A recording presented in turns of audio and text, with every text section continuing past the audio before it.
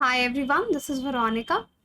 आज हम पढ़ेंगे मियावाकी प्लांटेशन मेथड, क्योंकि रिसेंटली मन की बात में प्रधानमंत्री ने इसका नाम लिया, तो इम्पॉर्टेंट हो जाता है टॉपिक। और ऑलरेडी भी अगर आप देखेंगे, ये एक बार प्रीलिम्स में मियावाकी पे सवाल आ चुका है और सिर्फ इसलिए आया था क्योंकि ये न्यूज़ में था।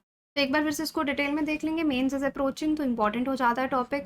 बाकी आप सोशल मीडिया पे कहीं पे भी मुझसे कनेक्ट कर सकते हैं, because I feel together we can make a huge difference. So this is a news article जहाँ पे पीएम मोदी ने मियावाकी फॉरेस्ट के बारे में बात की, मन की बात जो उनका प्रोग्राम रहता है वहाँ पे।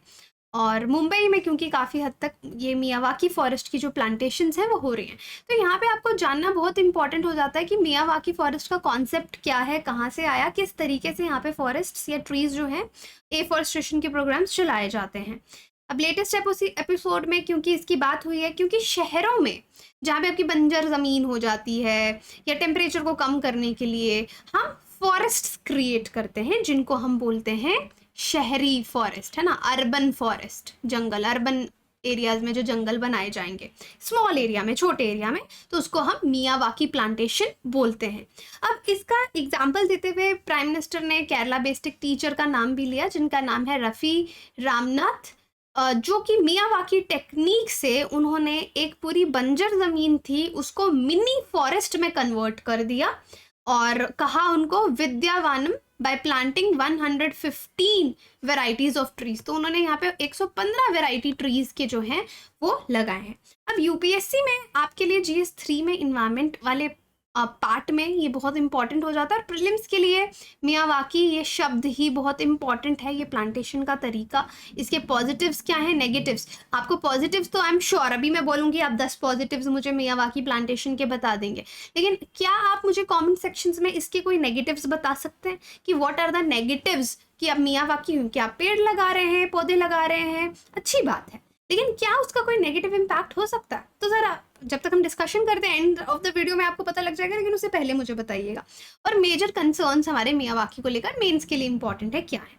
सो छोटे फैक्चुअल बातें जो आपको यहाँ पे याद रखनी है कि जापानीज बोटानिस्ट थे। बोटानिस्ट कौन होते हैं? बॉटनी आपका एक सब्जेक्ट होता है जिसमें प्लांट्स के बारे में पढ़ते हैं, तो जो लोग बॉटनी में स्पेशलाइज्ड हैं उनको बोटानिस्ट कहते हैं। जापानीज बोटानिस्ट थे अकीरा मियावाकी, तो इन्हीं अकीरा मियावाकी के नाम पे ही ये शब्द रखा गया है, जिसमें आप 2 से 4 डिफरेंट टाइप्स के जो इंडिजीनियस ट्री हैं, it is very important, indigenous tree यानी जिस एरिया में आप प्लांट कर रहे हैं वहाँ पे उगने वाले पेड़ों को, जो वहाँ के ओरिजिनल पेड़ हैं, उनको 3-4 अलग वेराइटीज़ आप लगाते हैं। तो आप उसको, और within every square kilometre, तो हर स्क्वायर मीटर पे, नॉट किलोमीटर, हर स्क्वायर मीटर पे आप लगाते जाएंगे, तो आप उसको मियावाकी टेक्निक बोलते हैं। अब ये मेथड 1970s में डेवलप किया गया था और इसका मकसद यही था, पेड़ लगाना, क्योंकि ऑलरेडी आप देखो जितना डिफॉरेस्ट्रेशन हो रहा है, तो एक साइंटिफिक तरीके से पेड़ लगाना ताकि ये जो प्लांट्स हैं सेल्फ सस्टेन करें और इनको डेली के डेली आपको मेंटेनेंस की ज़रूरत ना हो, खुद ब खुद रेगुलर मेंटेनेंस इनकी चलती रहे। तो आप देखिए इस तरीके से पेड़ पौधे आप लगाएंगे, वो ग्रो करेंगे, नेट में उनको ग्रो करवाएंगे, और बाद में no management is the best management, आपको मैनेज करने की ज़रूरत उनको नहीं पड़ेगी। तो दिस इज़ हाउ 15-20 साल में आपको एक फॉरेस्ट, एक घना जंगल उस एरिया में मिलेगा। तो फर्स्ट हम प्रोस या उसकी यूजफुलनेस के बारे में बात करते हैं कि फ़ायदा क्या है। ग्रीन कवर होगा, और पेड़ों के फ़ायदे किसको मालूम नहीं है। आपका जो सरफेस का टेम्परेचर है कुछ एरियाज़ में, आपने बहुत जगह देखा होगा, जिस जगह आप भी रहते हैं, एक सिटी में ही कुछ एरिया टेम्परेचर वाइज ठंडा होगा, कुछ ज़्यादा गर्म होगा, तो सरफेस टेम्परेचर को रेगुलेट करने के लिए ये इंडिजिनियस ट्रीज़ काफ़ी हेल्प करते हैं। जैसे अगर आप देखेंगे अंजन, अमाला, बेल, अर्जुन, गुंज, ये पेड़ यूज़ किए जाते हैं फॉरेस्ट में। सॉइल की फर्टिलिटी आपकी इम्प्रूव होगी, कार्बन लेवल्स आपके नीचे आएंगे, क्योंकि पेड़ क्या करते हैं, कार्बन को सिक्वेस्टर करते हैं, एब्जॉर्ब करते हैं। मुंबई में बहुत ज़्यादा इस तरह के पेड़ लगाए गए, इस तरह के बहुत सारे प्रोजेक्ट्स ऑलरेडी चले हैं मुंबई में, और फॉरेस्ट इंक्रीज हुए हैं वहाँ पे। बीएमसी इसको बहुत सीरियसली ले रही है। 64 मियावाकी फॉरेस्ट जो है मुंबई में अभी तक लगा चुके हैं, 64 forest, that is a good number. और बीएमसी ने लॉन्च किया था, और आने वाले समय में भी दे आर टारगेटिंग कि हम और भी बहुत सारे पेड़ इसी टेक्निक के अंदर लगाएंगे। लार्जेस्ट मियावाकी फॉरेस्ट जो मुंबई में है वो है चंदीवालीज नहार Amrit Shakti Udyan, where in 41,000 plants were planted over 13 acres. तो 13 एकर्स में 41,000 प्लांट जो हैं लार्जेस्ट प्रोजेक्ट मियावाकी फॉरेस्ट के अंदर ये है जो अभी हुआ है। और फ्यूचर के लिए क्या प्लान्स हैं बीएमसी के, मुंबई की बात कर रहे हैं, प्लान्स हैं कि 14 और इस तरह के अर्बन फॉरेस्ट जो है वो लगाए जाएंगे जहाँ पे अराउंड 80,400 ट्रीज प्लांट किए जाएंगे। So I hope you got the point कि क्या है। अब मैंने आपसे सवाल पूछा था कि कंसर्न्स क्या हैं।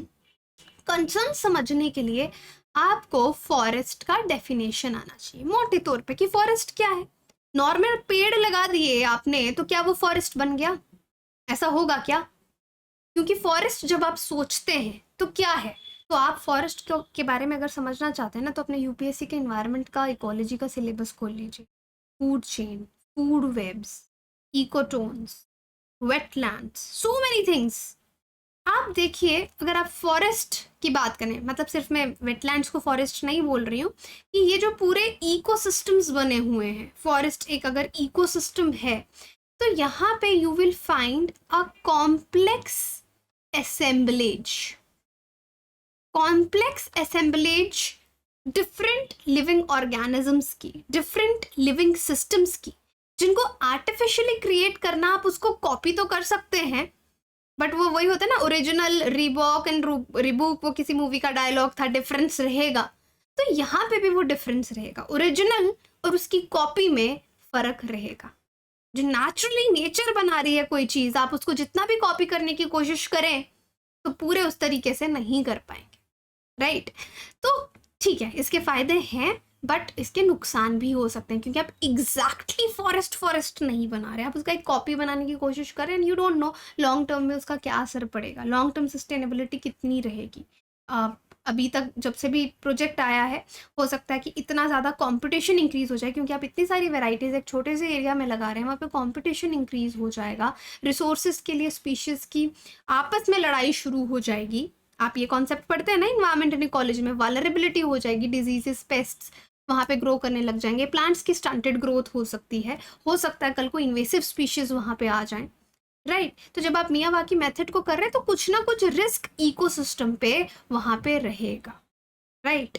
और इससे आपके जो नेचुरल इकोसिस्टम्स हैं वो डिसरप्ट होंगे, आपकी जो बायोडाइवर्सिटी है वो कम हो सकती है। और आप जब कुछ वेराइटीज लगा रहे हो और नेचुरली वो सब नहीं हो रहा, तो देखो देयर इज नेचर का एक सिलेक्शन का मेथड होता है, तो हो सकता है जेनेटिक डाइवर्सिटी उस एरिया की कम हो जाए, इकोसिस्टम्स आपके डिसरप्ट होने लग जाएं, सॉइल कंडीशंस आपकी बिगड़ने लग जाएं, नेचुरल हैबिटेट्स आपके थोड़े हिल जाएं, तो डेफिनेटली इसके लिए कंसर्न्स हैं। हम उनको ऐसे नहीं बोलेंगे कि यही कॉन्सिक्वेंसेस है, but these concerns by certain environmentalist are there.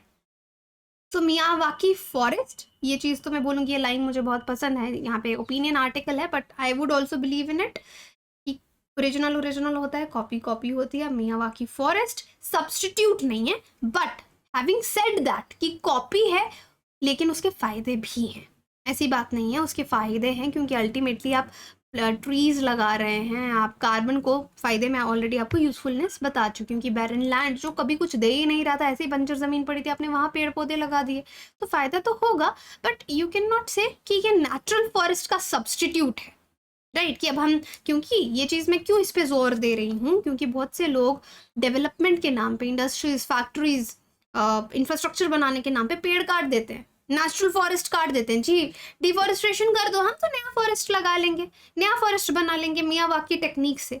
तो यू शुड अंडरस्टैंड कि डिफॉरेस्टेशन तो आप कर रहे हो बट आप उसका सब्सटीट्यूट, नेचुरल सब्सटीट्यूट नहीं ला सकते। आई hope you got my point, okay? तो आपको बैलेंस वे में इसका आंसर पता होना चाहिए। Now how does Miyawaki method contribute to rapid forest growth and establishment compare to traditional reforestation techniques, discuss the limitations and constraints of implementing Miyawaki method. तो बहुत ज़बरदस्त क्वेश्चन है। जब भी आप क्वेश्चन को पढ़ें उसको समझें कि उस क्वेश्चन के कितने पार्ट्स हैं। तो आपको पार्ट्स दिख रहा है, शुरू में ही क्वेश्चन पूछा गया है हाउ, किस तरीके से मियावाकी मेथड जो है वो फॉरेस्ट ग्रोथ में हेल्प करता है। अगर हम नॉर्मल, आज इससे पहले जो हम रिफॉरेस्ट्रेशन, एफॉरेस्ट्रेशन की टेक्निक्स ला रहे थे, उससे बेहतर कैसे, ये आपको बताना। फिर आपको उसके साथ साथ उसके लिमिटेशंस भी बताने। तो यहाँ पे आप कंसर्न्स की बात कर सकते हैं और इम्प्लीमेंटेशन में क्या प्रॉब्लम आएगी ये भी बताना है। तो इसको ज़रूर लिखने की कोशिश कीजिए और मुझे भेजें।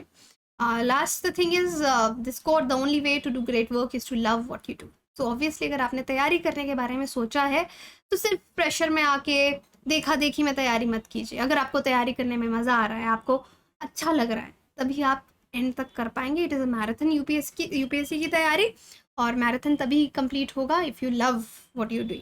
आई hope you got what I mean. Thank you so much.